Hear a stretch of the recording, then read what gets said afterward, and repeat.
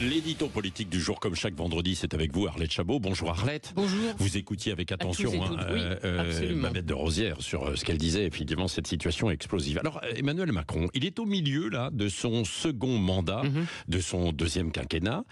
L'hyper-président a un peu disparu. Le président spectateur de l'action gouvernementale cherche tout de même à ne pas se faire oublier. Il y a beaucoup de papiers, effectivement, en ce moment dans la presse autour de ça. Oui, parce qu'Emmanuel Macron, effectivement, on l'a bien compris, commence à mesurer les conséquences de pari raté. C'est celui de la dissolution, évidemment, annoncée après, le soir même de l'échec du scrutin européen pour lui. Alors le 5 septembre, dernier acte fort du président de la République, il a nommé Michel Barnier à Matignon.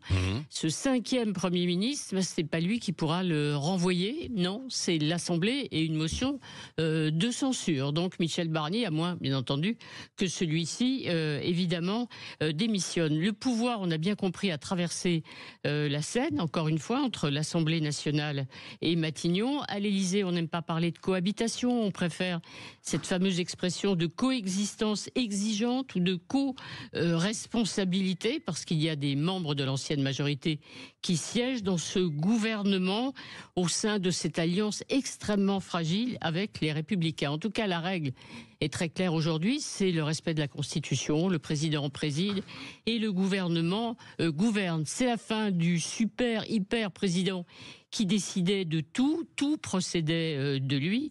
Le président est aujourd'hui spectateur, il assiste même aux tentatives de détricotage de ses fondamentaux, de son bilan. La hausse des impôts, naturellement, ou, vous allez le voir dans quelques jours, le débat sur l'abrogation de la réforme des retraites. Le président a accéléré aussi sa succession, on le voit, bataille pour l'héritage, la prise du pouvoir au parti, Gabriel Attal face à Elisabeth Borne, et puis bien sûr l'élection présidentielle, puisque le président ne peut pas, évidemment, à nouveau être candidat. Alors hier, il a réuni autour de lui des fidèles, les anciens, les premiers ministres, des ex-ministres, les poids lourds de ce qu'on appelait autrefois la Macronie. Il leur a demandé de défendre un peu plus fortement son bilan.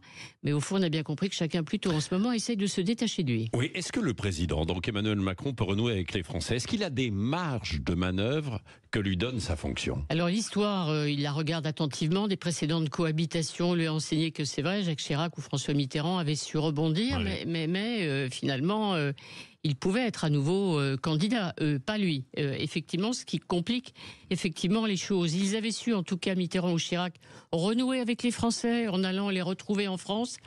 Emmanuel Macron devait aussi se déplacer. Ça paraît très difficile aujourd'hui d'aller pour lui à la rencontre des Français. Vous avez vu la cote de popularité qui est au plus bas. Alors, il pourrait prendre peut-être une initiative institutionnelle, par exemple encourager le gouvernement à mettre sur la table un projet de proportionnel qui pourrait déverrouiller la gauche.